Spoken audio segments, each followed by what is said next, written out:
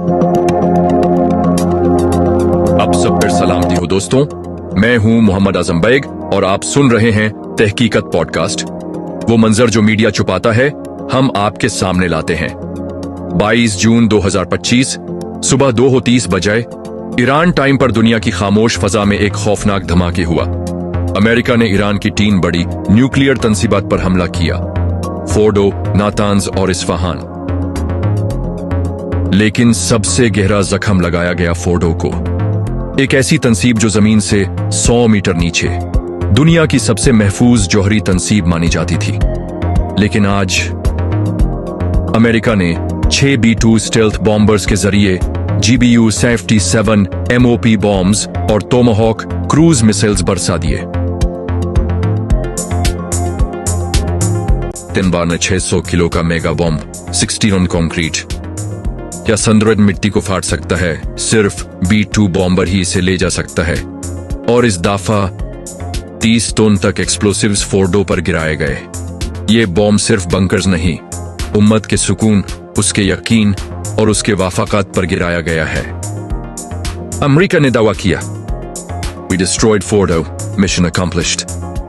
Peace through strength, Trump. मगर हकीकत जरा असल सूरत हाल का जायजा लीजिए। ईरान का कहना है सिर्फ इंटरनल और एक्सटर्नल टनल्स को नुकसान पहुंचा, कोर सिस्टम सलामत है। BBC, ट्रंप दुनिया को छलका दे रहा है, फोर्डो का सिर्फ एक हिस्सा निशाना बना। कम क्राइसिस मैनेजमेंट, फोर्डो का एक हिस्सा जरूर निशाना बना मगर पूरा सूबा प्रामन है। IA का बयान, किसी साइट से रेडिएशन लीक नहीं हुई, तमाम लेवल्स नॉर्मल हैं। लेकिन सच ये है कि 6 B-2 बॉम्बर्स, 30+ टोमाहॉक मिसाइल्स और 30 टन धमाका खेज मवाद एक ही दिन में चलाया गया। यह जंग का आगाज है और पहली गोली हमारे उसूलों पर चली है। अब सवाल यह है, जब दुश्मन जमीन के नीचे तक हमला कर रहा है तो क्या उम्मत मुस्लिमा अब भी सिर्फ गफलत के पिलो पर सोती रहेगी? कुरान कहता है, वातसिमू बिहब्लिल्लाहि जमीअन वला तफर्रकू, अल इमरान 103। सब मिलकर अल्लाह की रस्सी को मजबूती से पकड़ो और तफर्रका में न पड़ो। मगर हमने क्या किया? अपने यूथ को शॉपिंग बैग्स और वीसा स्टैम्प्स में उलझा दिया। उन्हें बेचा गया वेस्ट के हवाले, जहां उन्हें सिर्फ पासपोर्ट मिला, और जब वो गोरे बन गए तो हुक्मरानों ने उन्हें इज्जत से वापस बुलाया। न दीन का सोचा, न वतन का इकबाल, चीख चीख के कह गए।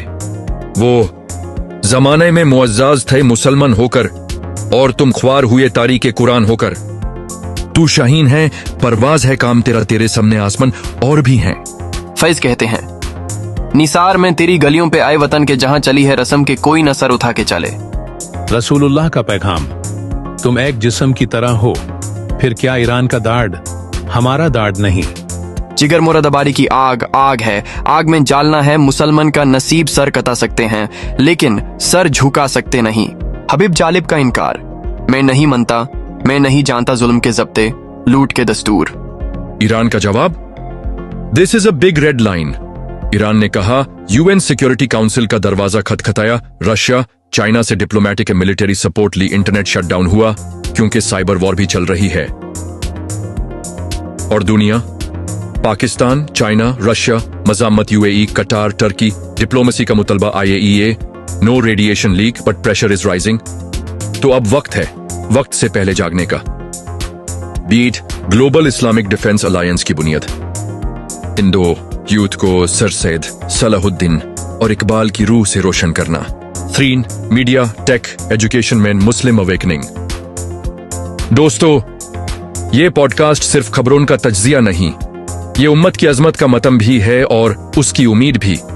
अगर आज हम सोए रहे तो कल सिर्फ फोर्डो नहीं, मक्का, मदीना, इस्तांबुल, इस्लामाबाद भी खामोश हो सकते हैं।